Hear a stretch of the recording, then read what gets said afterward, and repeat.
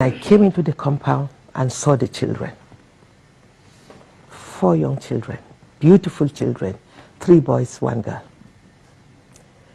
He had so hypnotized the children that they should not speak and they should never say anything that has been happening in the house.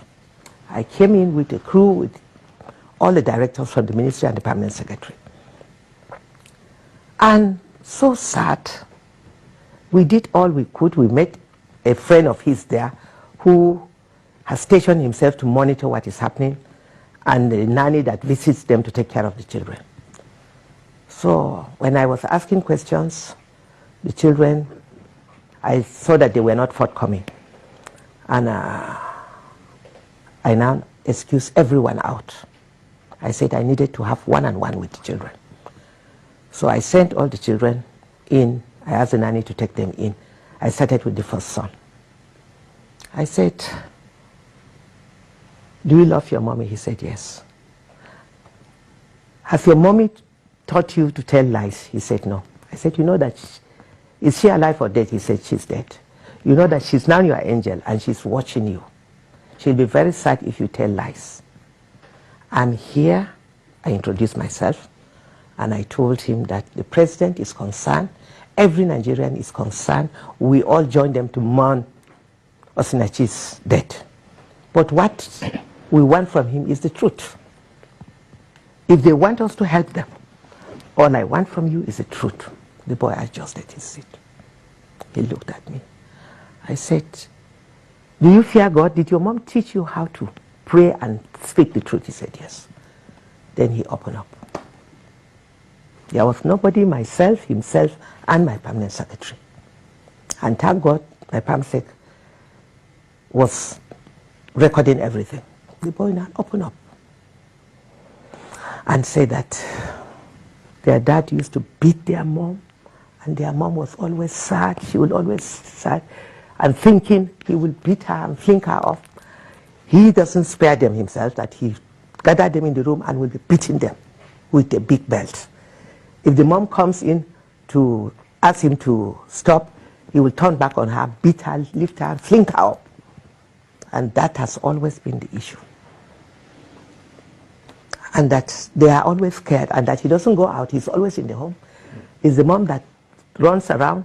She goes for her gospel music, bring back the money. In fact, if the money is paid through cash, through a bank account, it's paid to his account. She has no account of her own.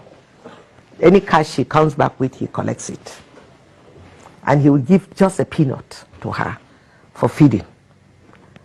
In fact, the boy said he eats more than them. He will give mommy small money, and when she cooks, the next minute he starts shouting and beating her, that he is always shouting. And their mom was living in fear, always sitting sad. Oh, it was such a horrible story to hear from a young boy of just 12. The eldest son is 12. And because of the trauma the children went through, I asked him which class he is. He's in class 5 at the age of 12. Why? He said he can't even read. A boy of 12 years can't even read. So mentally, this child is already destroyed. Retarded, yes. Completely. I was battling with tears. So when he finished, I asked him to move to the other side. I called the nanny to bring in the second child. The second son, wonderful, beautiful son, who is also gifted. Mm-hmm. I learned that he sings well. They mentioned it, so I asked him, I said, "Can you sing for me?" When he sang, you could hear his voice like an angel. The DPO had just come to do some investigation, and he met me there. We were all battling with tears. The DPO, a man, couldn't help his tears. The second son explained the same horrible situation that they've all been going through. So my palm said, even these two were enough. The other two, when I said, okay, call them and let's just...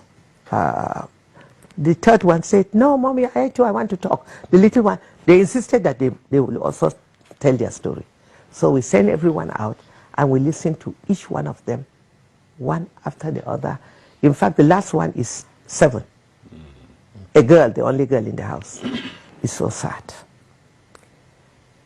This is a situation that I'm calling on all Nigerians to stand with us and demand justice for Osinachi, and these children must be protected because he is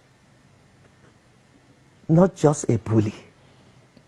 I lack words to describe this man. And it is sad that women, so many women are living and dying in abusive marriage. This is one out of so many that we are hearing. He stopped her from communicating with the entire family. None of her brothers come to the house. None of her sisters come to the house. I learned that she has a twin sister. Nobody comes in. Even when he beat hell out of her and she was rushed to the hospital, he took her to the hospital. And when the brother heard, he went there and he remained there and never allowed the brother to talk to her until she was on oxygen.